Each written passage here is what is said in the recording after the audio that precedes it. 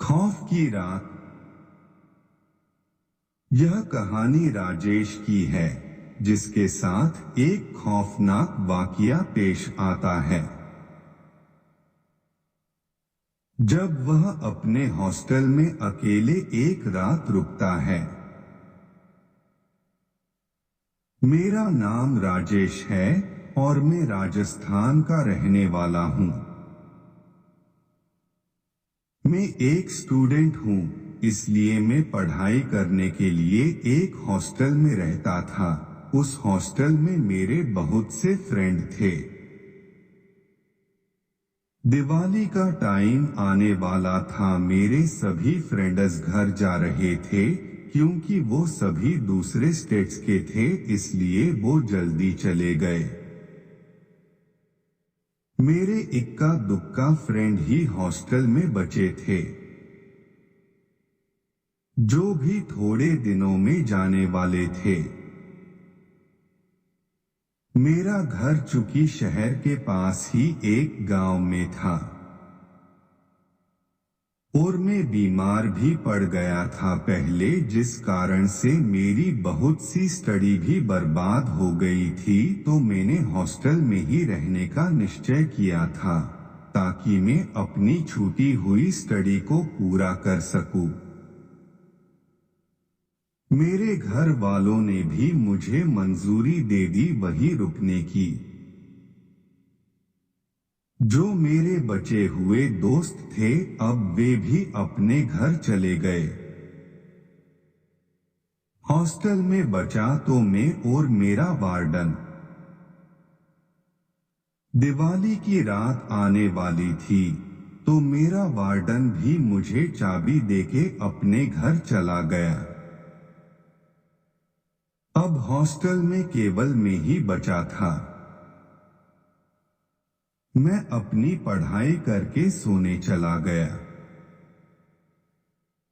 रात के करीब 2 बजे मेरी नींद खुली। मुझे किसी के फुसफुसाने की आवाज सुनाई दी, पर हॉस्टल में मेरे अलावा तो कोई भी नहीं था।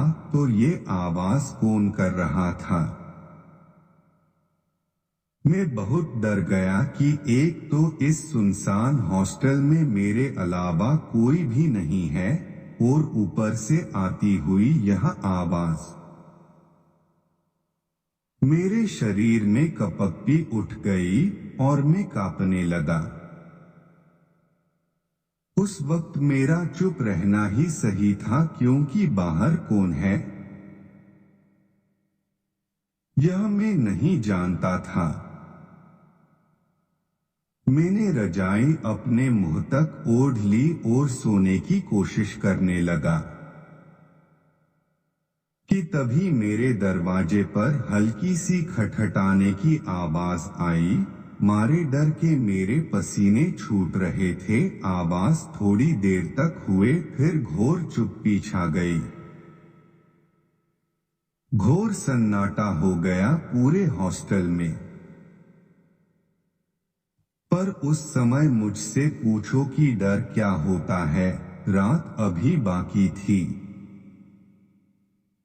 मैं खुद को मन ही मन यह बोल रहा था कि और रुको, यहाँ घर चले जाते तो क्या बिगड़ जाता, नहीं पर साहब को तो पढ़ना है, बड़े आइंस्टीन बनेंगे।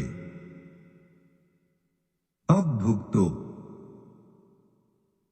यही सोच रहा था कि एकदम से माहौल में फिर से वही डर छा गया। मेरे कमरे के बाहर किसी के चलने की आवाजें आ रही थी। थोड़ी देर बाद आवाज बंद हो गई कि तभी दरवाजे को जोर जोर से उसने पीटा। थोड़ी देर बाद उसने मेरा नाम पुकारा, राजेश। बस यह काफी था। एक हार्ट अटैक के लिए उसको मेरा नाम कैसे पता चला? वो बोला बाहर तो आओ, दरवाजा खोलो, मुझे अंदर नहीं बुलाओगे। वह आवाज किसी इंसान की तो नहीं हो सकती थी, बहुत ही डरावनी आवाज थी। मैंने दरवाजा नहीं खोला। अब वो चिल्ला के बोला दरवाजा खोल नहीं तो। राजेश, दरवाजा खोल। वो अब बहुत गुस्से में था। मैं मन ही मन हनुमान चालीसा पढ़ने लगा।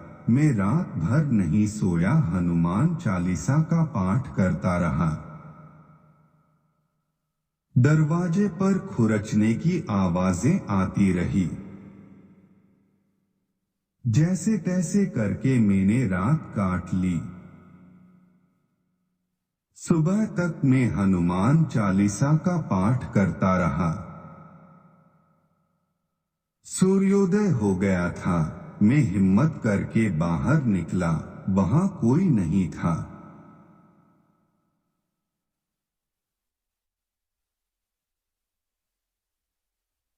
पर दरवाजे पर नाखूनों के निशान थे।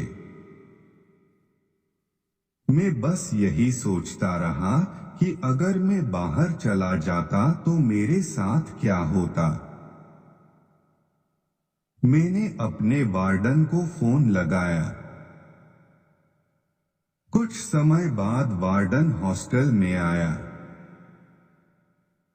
मैंने उसे चाबी दी और कहा मैं अपने घर जा रहा हूं। मैंने उसे रात का सारा किस्सा सुनाया पर वो चुप था। उसके चेहरे को देखकर ऐसा लग रहा था कि वो कुछ जानता है। मैंने उसे वो निशान भी दिखाए पर वो निशान जैसे कभी वहां थे ही नहीं। मैं आज तक उस भयानक रात को नहीं भूला। मैंने उस हॉस्टल को छोड़ दिया। मैं बच पाया क्योंकि मेरे साथ वीर हनुमान जी थे। वो कौन था? कहां से आया? मैं नहीं जानता।